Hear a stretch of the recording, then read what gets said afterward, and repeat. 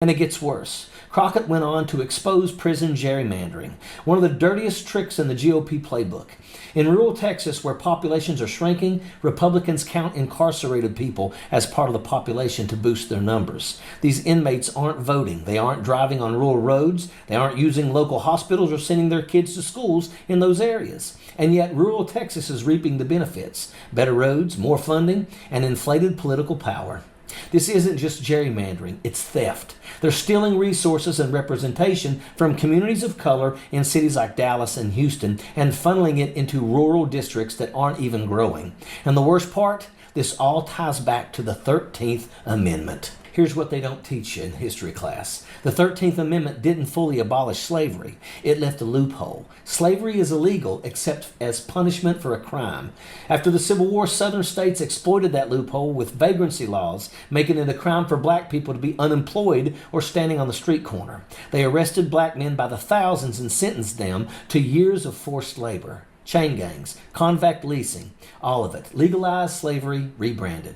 And don't think for a second that spirit is alive today. It's the same playbook, just with new players. Republicans are criminalizing homelessness, targeting immigrants, and turning vulnerable communities into commodities. They're laying the groundwork for camps, yes, camps, where they'll funnel people and force them to work. Take Greg Abbott's razor wire in the Rio Grande. It's already killed people, and he doesn't care. He's turning the border into a war zone, criminalizing asylum seekers who are just trying to survive. Then there's Tom Homan, who's openly threatened to jail mayors and governors who resist his mass deportation plans. And let's not forget Stephen Miller, the architect of family separation policies, the man who thought it was fine to rip nursing babies from their mother's arms. These aren't just bad people. These are evil people. My brother and I were in the front living room looking out the front window, and I saw two soldiers come marching up our driveway. Their rifles had bayonets on them, flashing in the sun. They stomped at the front porch and banged on the door. My father answered it, and we were ordered out of our home at gunpoint.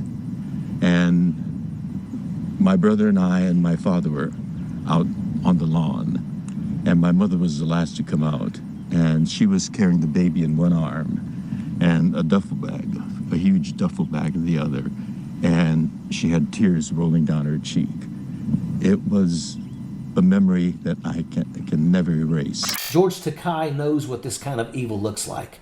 When he was just 5 years old, soldiers came to his family's door with bayonets and marched him off to an internment camp. He remembers his mother holding his baby sister in one arm and a heavy duffel bag in the other, tears streaming down her face. That trauma doesn't go away, and now the GOP is trying to do it all over again. This isn't about law and order. It's about exploitation. It's about using fear to justify policies that strip people from their humanity. And the economic hypocrisy is staggering. Deporting 11 million undocumented immigrants would cost $88 billion a year, yet those same immigrants paid $96 billion in taxes in 22 alone.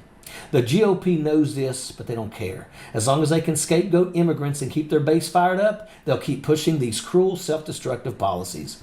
The 13th Amendment is their loophole, and they're exploiting it to the fullest. They'll call it prison reform or immigration enforcement, but it's modern slavery. And it doesn't just hurt immigrants, it hurts all of us. When immigrant families are torn apart, when resources are stolen from urban communities, when these prison systems become a profit machine, it's a blow to our democracy and our humanity. Jasmine Crockett understands this, and she called it out. When she asked Nancy Mace if she checks whether her constituents are citizens before helping them, she exposed the hypocrisy at the heart of the Republican agenda. Republicans aren't interested in representation. They're interested in power. They'll exploit, dehumanize, and destroy anyone who stands in their way. And make no mistake, they're coming for everyone. Once they've criminalized homelessness and targeted immigrants, who do you think is going to be next? This isn't just about politics. It's about survival. It's about standing up for justice, for humanity, for everything this country is supposed to stand for. We can't let this happen. We have to resist. We have to fight back.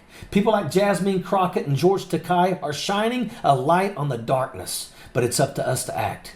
This isn't just a moment in history. It's a defining moment for who we are as a nation. It's time to call this out for what it is, a grift, a lie, and a betrayal of everything America should be. And it's time to say enough.